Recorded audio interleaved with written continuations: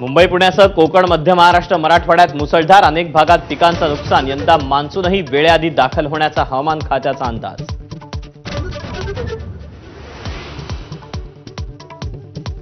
अरबी समुद्रात कमी दाबाचा पट्टा. पुढील 36 तासात संपूर्ण कोकण किनारपट्टीवर मोठा परिणाम होण्याची शक्यता. मासेमारीसाठी खोल समुद्रात न जाण्याचा मच्छीमारांना आवाहन.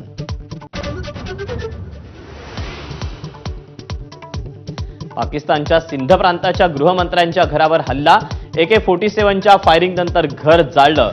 स्थानिक कालव्यांचा प्रकल्प आणि कॉर्पोरेट शेती प्रकल्पाला स्थानिकांच्या विरोधानंतर आंदोलन पेटलं.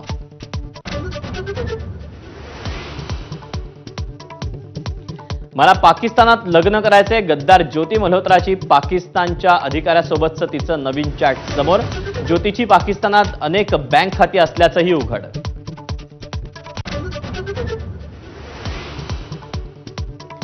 गद्दार ज्योती मल्होत्राकडून अखेर IS संबंधाची कबुली. अली हसननं एजंट शाकिर आणि राणा शहाबाजची भेट घालून दिली. शाकिरच्या नंबरवर देशविरोधी माहिती दिल्याचीही कबुली.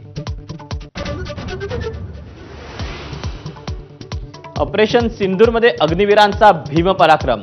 पाकिस्तानी सैन्याला अग्निवीरांनी दिला जोरदार दणका. 2 अग्निवीर शहीद.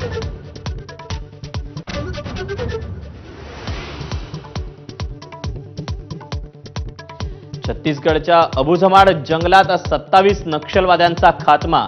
1 कोटींचं बक्षीस असलेला नक्षली संघटनेचा सेक्रेटरी राजू बसवचाही खात्मा. पंतप्रधान मोदी आणि अमित शहांकडून कारवाईचं कौतुक.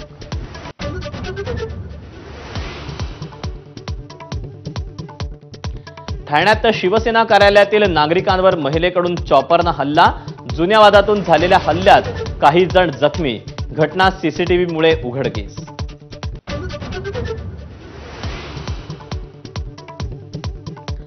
अजित पवारांच्या राष्ट्रवादीचे पदाधिकारी राजेंद्र हगवणेंवर सुनेच्या आत्महत्येप्रकरणी गुन्हा दाखल.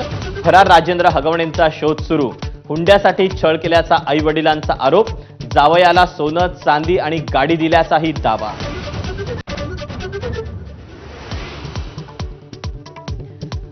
सरन्यायाधीश हे कायमस्वरूपी राज्य अतिथी.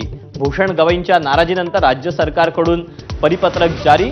मात्र परिपत्रकात अनेक चुका असल्याचंही समोर. Headlines brought to you by Chitale Bandhu. ब्रेकनंतर बुलेटिनमध्ये आपल्या